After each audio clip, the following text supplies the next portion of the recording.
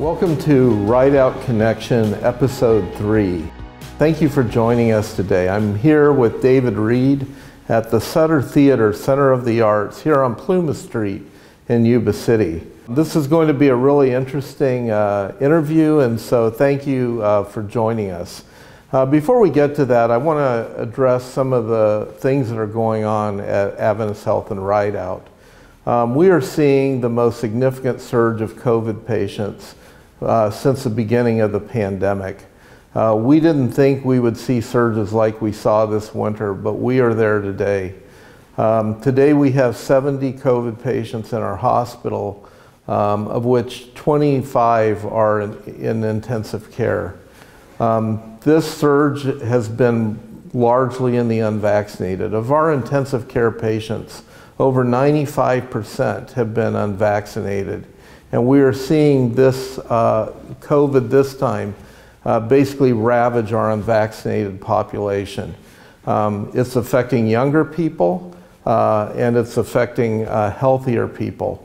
Well, we are very concerned about this, and we know we have something that can put a stop to this, and that's vaccination.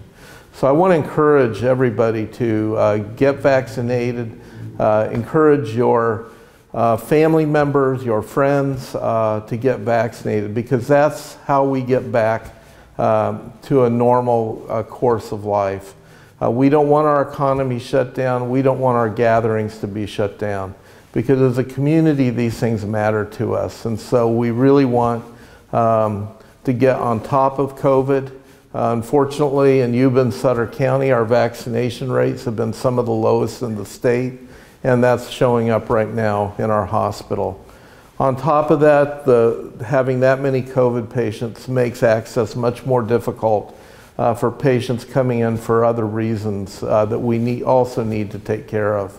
We've had over the last week to transfer patients as far away as Oakland, and even today I heard we're trying to find beds in Los Angeles for people to get the care that they need. None of us want to be in this position. We want to be open to take care of our community, and we can all do that by helping reduce surge, by vaccination and by wearing masks if you're not vaccinated. We can make a difference, and so thank you for what you can do to be a leader in this community and see that that happens. I want to express gratitude really to the healthcare workers. You guys have dealt with a lot over the last couple of weeks. I've had the opportunity to round, and I see what we're dealing with. And while you know it didn't have to be this way, you still come to work and you still care with compassion for everybody that comes through a door. And so just a special word of gratitude for all of you today. So thank you for what you do to care for your community, for your neighbors and your families. So today we have David Reed, who's the Executive Director for the Yuba Sutter Arts Council. And we have the opportunity to be here at the Sutter Theater Center for the Arts in Yuba City, which has recently been refurbished. So tell me a little bit, David, about this project that you're doing here and what the Yuba Arts Council vision is. Rick, you're sitting in a space that's 14 years in the making, a 1950 era movie theater that was acquired, and a whole group of folks got together and said, hey, we want to turn this into a real performing arts and in general center for the arts. So 14 years later, we're now sitting in the lobby, the beautifully remodeled lobby, with a full concession stand, adult bar, right in front of the black box theater that you'll see here shortly. It's designed to be a multi-purpose kind of performance space. So we've got our theater gallery for visual art here off the lobby, and then the black box can host performing arts events, theater, music events, art shows, we will be showing movies, but it's not just a movie theater anymore. It's a lot more than that. Yeah, thank you. So one of the things on Rideout Connection is we're really interested in stories, how our stories tie together in this community. Tell me a little bit about your story. How did you develop your interest of the arts, and what has it meant for your life? Great question, and I love when I think back on those mentors I've had. My father was a photographer, corporate photographer by day, and kind of a wannabe Ansel Adams by night and weekend, doing beautiful black and white photography. So of course I wanted to be a photographer, and I was for a number of years. Made a living doing it.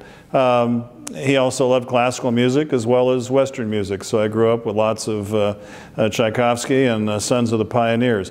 It was a very rich environment growing up in LA. I had friends whose parents were opera singers, professional actors, dancers, and LA is a pretty culturally rich environment. And then I went to Washington, D.C. for 20 years, again, a very culturally enriched area. Both of my children are artists, and grew up in that world. And then coming here, moving back to California 12 years ago, getting involved with the Arts Council, it was just kind of a dream come true. And you know, we're not LA, we're not Washington, D.C., but you know, we've got a heck of a lot of great things going on here. Very creative people in the community, great organizations, and our job at the Arts Council is to support them while we're also producing some of our own programs. Great, thank you. You know, at Adventist Health and Rideout, the community's health and well-being is really central to what we're about. And I think what we've learned over the last few years is that health and well-being are impacted not just taking care of sick people, but throughout the community in many ways. Tell me, what are ways that the arts can make a difference to the health and well-being of people in our community? I'm asked that question fairly often in the form of, well, what is art? What's the purpose of art? And that health and wellness component is critical. It's probably most profound when we're working with our veterans in the community, some of whom, after their time in service, have turned art into a full-time career, and hearing their stories about what that meant to them as far as processing, I mean, even the extreme cases of PTSD, physical disabilities, it's crucial. But for the rest of us, you know, regular folks, for me, I know creating a beautiful image as a photographer, there's that just sense of accomplishment that comes along with it. The work we do in the schools with young people, K through 12, and you know, there's nothing more joyous than seeing a young person, you know, hold up that crayon art or performing on a stage in a high school production. It's transformative. It's therapeutic. You know, it's just the nature of art, I think. Yeah, as we deal with the exhaustion right now, so many of our staff are working long hours, extra shifts, as we deal with this surge. Furthermore, they're put in situations of dealing with a crisis that didn't have to happen. And so we see ourselves as healthcare workers feeling more tired, more exhausted, and we're really leaning into what is resiliency and what can we do to, within the moments that we have and the quiet time and when we're off of work, to really build back our strength and our resilience. How are ways that we can use arts to be able to do that? One of them, Rick, is, you know, there's an aspect of escapism. If you come in and see the art exhibit that we have in our Marysville gallery right now, for example, and it's a Native American art show called Birds of a Feather, and you can lose yourself in the creations, whether it's the digital illustrations that one of the artists has created, or the regalia. These are full mannequins dressed out with artful representations of what's called traditional ecological knowledge, and you look at the intricacy of the adornment, the belts made out of natural materials. Is this necessary to help a Native American bring down a duck or a deer for dinner? No, but when you repurpose those materials found in nature in this artful way, and to see what the modern Native American artists are doing to still honor their traditions, and then to put an artistic spin on it, it's really pretty profound, the work that's there to be seen. So very critical. So how can people here in the community get engaged with the Yuba Sutter Arts Council? How do we find out about programs coming up and make those available? Great question. We're pretty hard to miss if you just take a minute to look. People tell me all the time, gee, I wish I'd have known that was going on. And when I go through our list of how we try to reach the community, whether it's social media, all platforms, our website, yubacetterarts.org, traditional media like newspaper and radio, digital sign in front of our theater on E Street in Marysville, postcards. If you like snail mail, we'll send you a postcard of coming events every month delivered to your mailbox at home. Just get out and find out what's going on. And we have an email list. You can sign up and subscribe. It doesn't cost anything. You'll get a monthly update on not just our events, but other organizations that are producing programs in the community.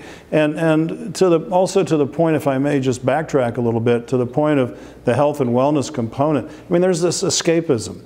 Whatever it is, hey, watch a show, hour and a half, 2 hours, go to a concert, you kind of tune out, as long as you put your cell phone away for just a little bit. I'm as guilty as the next person of occasionally being a little too engaged, but let your mind run wild, enjoy what the artists are presenting, and lose yourself in art, and I think there's a healing aspect to that. Rick, I just wanted to say thank you to you and your team for all of your hard work in the community to educate, inform, and help people stay safe. This is critical to our work. We were so excited about reopening our galleries, our theaters.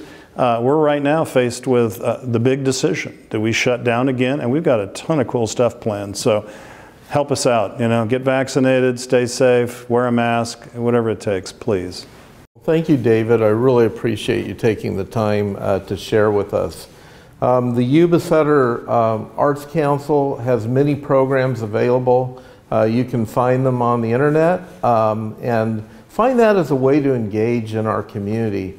As we've talked about Adventist Health and Rideout, as we drive towards excellence, we elevate these communities as a place to live.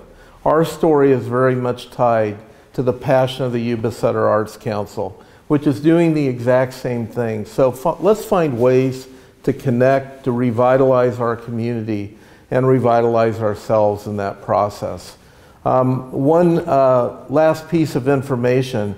We are in the process right now of converting the chapel on 3rd floor to a resiliency center, much like we've done on the 1st floor. So if you're looking for a quiet place, we'll have massage chairs in there. And if you're looking for a quiet place to hang out during a break, and you just need to get away and just breathe, this is a great place to do it. So more information will be coming on that.